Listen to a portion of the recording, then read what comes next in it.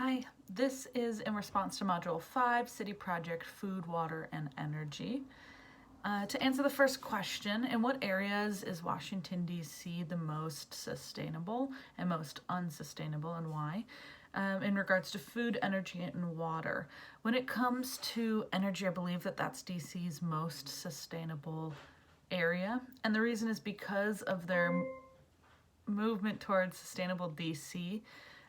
They actually have really cool solar initiatives right now, a lot of them including ways to help lower income families who qualify for this program to receive solar at sometimes no cost at all.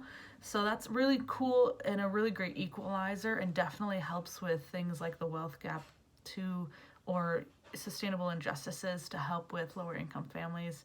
And again, that's a circular system in the sense that often because wealthier individuals, wealthier families can afford things like solar, they end up in the long term saving money on electricity as well as helping the earth. So this actually balances a lot of things out, which is super awesome.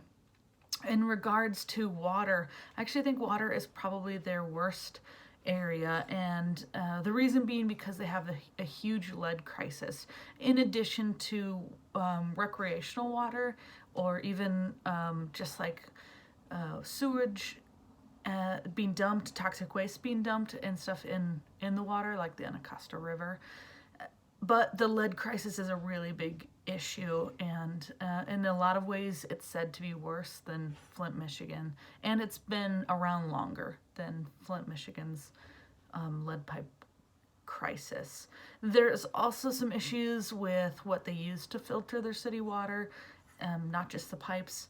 There are also movements being done to kind of selective areas to get funding for restoration projects for their pipes. So that is a work in progress, but that's also a really huge, very expensive project for the city to undertake.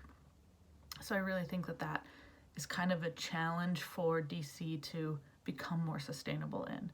And then finally, food. Food is a big issue as well for DC because of food deserts, and in urban areas, especially in lower income urban areas, there is a really large radius of individuals who have to travel over 1 mile to receive food, oftentimes traveling into other states to even hit the closest grocery store, including Walmart's.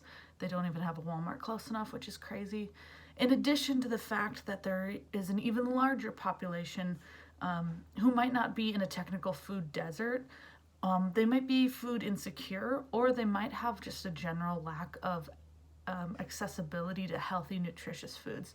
So that's a really big issue as well. As far as what the city has the most potential to grow in, they already have a tremendous movement towards solar, but that's really expensive. And again, like we said, the water is lead pipes is really a big issue, although there is definitely movement being done with cleaning up their rivers and policies working on toxic waste, so that's super awesome. But I think food is their biggest potential to increase sustainably.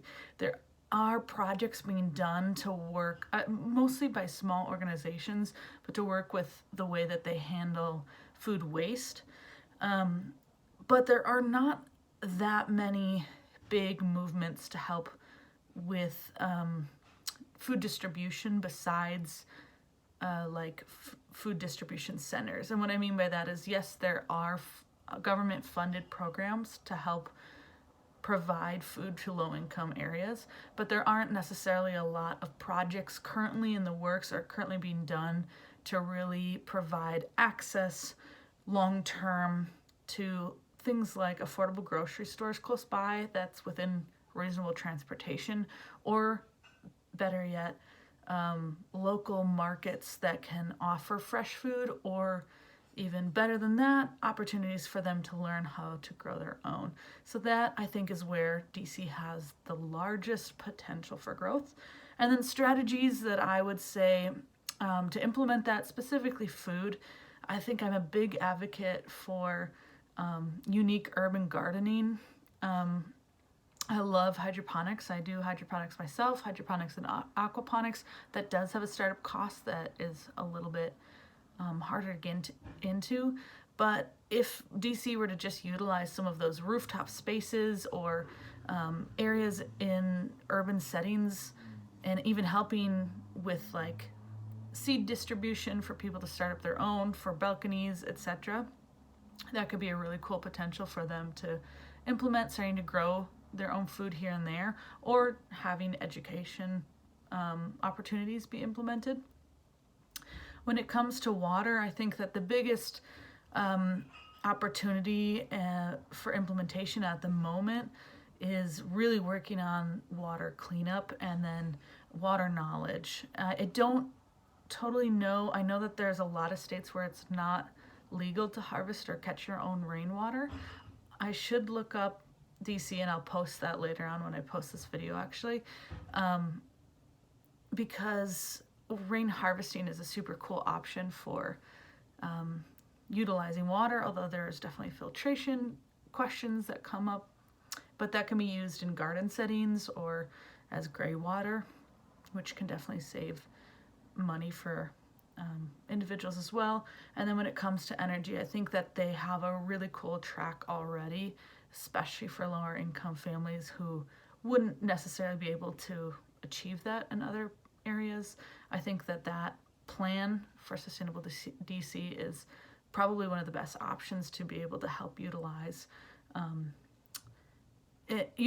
and implement different strategies for sustainability. The only other thing I can think of for energy really is helping lower income families also achieve some sort of, or anyone achieve some sort of grant or opportunity, or even like a recycle used products that are going to be thrown away when it comes to energy efficient appliances.